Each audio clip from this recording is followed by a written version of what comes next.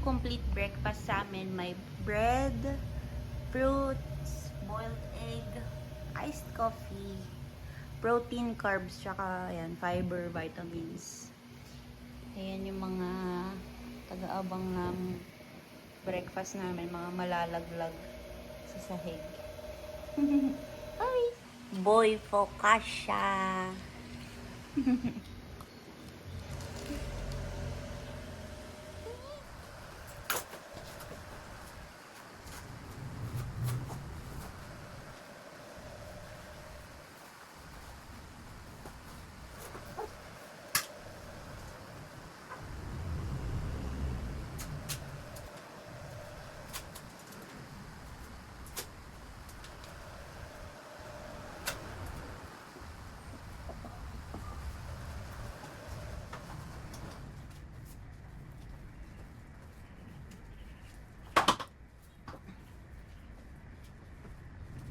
Time check, 8:30 AM na, and may 30 minutes pa ako before class. And magde-devotion muna ako. Honestly, ngayong nag-take ako ng biblical studies, nahirapan akong ano lang din, mahanap yung rhythm ko kasi minsan hindi ko na alam kung devotion ko ba yun or nagre-review ako for class. So, yun lang din talaga yung prayer ko ngayong nagsisimula ako na hindi lang siya maging purely academic, na hindi rin talaga mawala yung intimacy ko tsaka yung personal na communication ko with the Lord despite all the requirements na kailangan gawin, yung mga homeworks, mga kailangan basahin. Parang ang ayoko lang mangyari sa akin is nagbabasa ako ng Bible for the sake of studying it. Parang hindi na siya more about knowing the person of Jesus. So, I would always have to catch myself kapag napupunta ako dun sa ganong cycle. And tsaka kaya ko rin siya gustong i-vlog kasi wala lang, I believe there's learning when we also vlog and share about things na we are going through.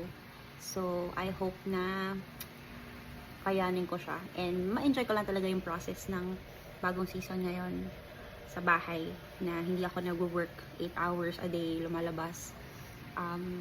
Gusto ko lang din talagang ma-enjoy yung season ngayon na marami kaming time ni David together. So, gusto ko lang din siyang i-immortalize. So, ayun. Sige, mamaya na ulit. Bye. Video recording, because this is where we demonstrate how you are to do the exegetical paper. So, we are slowly moving through. Break time, 10:30. Umuulan ngayon. Yeah.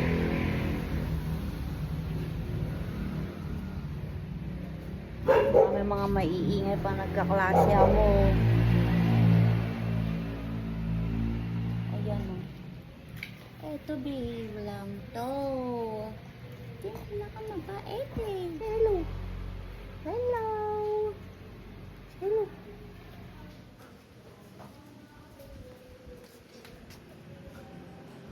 Good boy. Hello, sunshine. Hello, boys.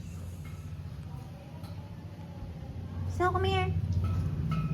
Snow.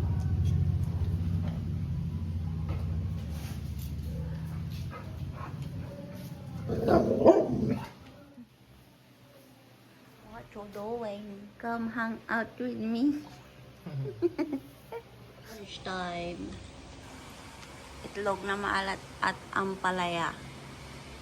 Para sa mga tinatamad magluto. Hindi pa naman nagre-reklamo yung asawa ko sa pinapakain ko sa kanya. Ayan, 3:30 na. Nagising ako agad sa nap ko kanina. Tapos naligo na lang ako after. Dahil pa akong gagawin. Magpapakain ako ng aso. Yun na yung next kong quest for today. Ayan, ganyan kasarap ang pagkain ng mga yan. May dog food, may ground pork, may kalabasa.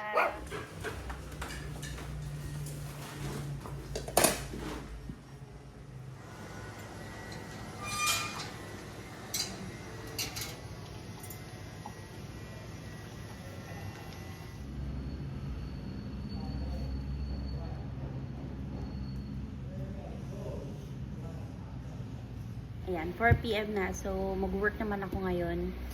Currently, part-time lang yung work ko. Ginagawa ko ngayon is I'm a subject matter expert sa Quizlet. So, basically, ang ginagawa namin doon is nag-create kami ng mga anatomy diagrams for students. Tapos, yan, meron kami mga illustrators, meron kami mga taga-annotate. So, kaming mga SMEs, ang ginagawa namin is binavalidate namin or make sure namin na accurate yung mga anatomical illustrations sa inyong mga labels na ginagawa.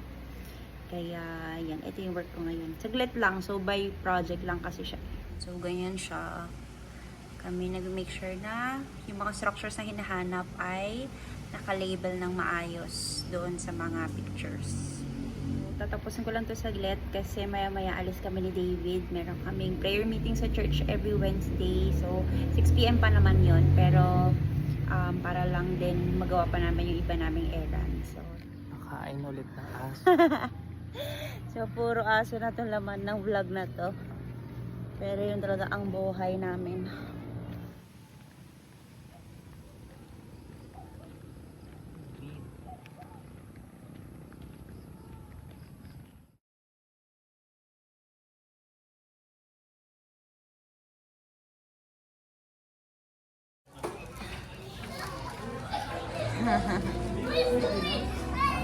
Ang dilim. This is a glimpse of a day in our lives. Next naman, si David. In my life, Joss POV. Si David naman sa sunod. Yun lang. Good night.